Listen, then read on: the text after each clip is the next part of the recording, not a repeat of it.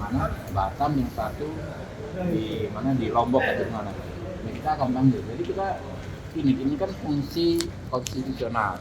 Kami ini kan pengawas dan sekaligus de facto adalah pembuat undang-undang. Kami kan pengen tahu bagaimana pelaksanaan undang-undang yang kami buat. Jangan sampai justru tidak memberikan keadilan kepada masyarakat. Kalau kasus yang si Pak ini ya, yang dari Batam Pandi, secara khusus kami akan juga memanggil isi jaksa penuntut umumnya yang menyampaikan secara tersirat tapi lugas seolah-olah DPR adalah mengintervensi. Nggak ada ceritanya kita mengintervensi, karena kan kita ingin melaksanakan tugas kita ya dalam pengawasan supaya tugas mereka bekerja dengan benar. Itu aja kan jelas-jelas nggak benarnya tadi dari fakta-fakta yang disampaikan. Orang perannya bukan peran dominan kok dituntut hukuman yang maksimal.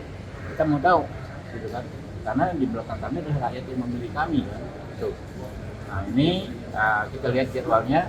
Sekarang ini kan sebenarnya masa reses. Ya. Mungkin 10 hari menjelang Idul Fitri itu kan ada masa sidang. Di situ kita akan panggil. Kalau pilihan awal ini Pak, walaupun masih harus mendengarkan keterangan langsung dari jaksa yang akan panggil, apa yang asumsi awal dari penanganan kasus khususnya Abika Batam? Ya kalau Abika Batam, saya melihat secara kasat mata tidak pantas dituntut hukuman mati. Saya mengatakan begitu. Pasal hukuman mati itu kan kita membahas yang paling alot. Kalau teman-teman ikut ini di sidang di sini, hampir 5 tahun yaitu ganjalan pasal. Sebagian besar sebenarnya kita tidak ingin masih ada pasal tersebut sesuai dengan keinginan kita membuat hukum yang lebih humanis. Tapi disampaikan pada pembicaraan waktu itu ada situasi-situasi tertentu yang memang masih memerlukan hukuman mati yang amat sangat terbatas. Ya. Karena itu perlu ada norma pasal 98 yang mengatakan hukuman mati bukan hukuman pokok tapi hukuman alternatif sebagai upaya terakhir. Nah itu yang kita stressingnya di situ ya. Kalau dilihat dari penjelasan Hotman Paris sebagai tim Pro Jono, kemudian juga ada kuasa hukumnya sendiri itu datang tadi, apakah Komisi 3 menilai bahwa si Pandi ini dijebak karena dia mengaku tidak tahu? Ya banyak cerita-cerita begitu, dan ternyata kan lawyernya yang ditunjuk mendampingi itu kan bukan lawyer yang lalu asal dipilih, gitu loh.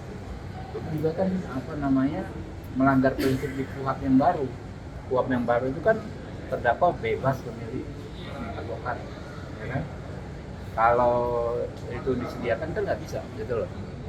Dan itu memang situasi nggak bisa kita lanjutkan terus. Masa ada dua kepentingan berbeda, ya kan ya, penyidik dengan orang yang diperiksa, penyediaan lawyer dilakukan oleh penyidik, kan nggak masuk akal. Bagaimana dia mau membela si orang yang menjadi tersangka kalau dia disediakan oleh orang yang memeriksa? Itu kan nggak masuk akal. Jadi banyak sekali kejanggalan, makanya kita akan panggil.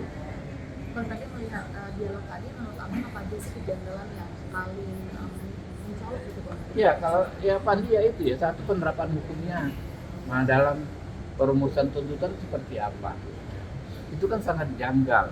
Kalau sebagai upaya terakhir itu harusnya kepada mastermind, orang yang merencanakan, orang yang melaksanakan, orang yang mengambil paling besar manfaat, ya, dan orang yang pelaku utamanya, kurang lebih kan begitu. Itu tuntutan hukuman mati. Harusnya hanya diterapkan seselektif itu. Itu bentuk kejanggalan yang kemudian terbongkar tadi. Ketika diperiksa katanya lawyernya dari pihak yang meriksa, itu kan. Gimana dia mau all out membela kepentingan kliennya? Kalau formalitas, itu kan yang kita hindari sekali, penyediaan lawyer atau advokat yang formalitas.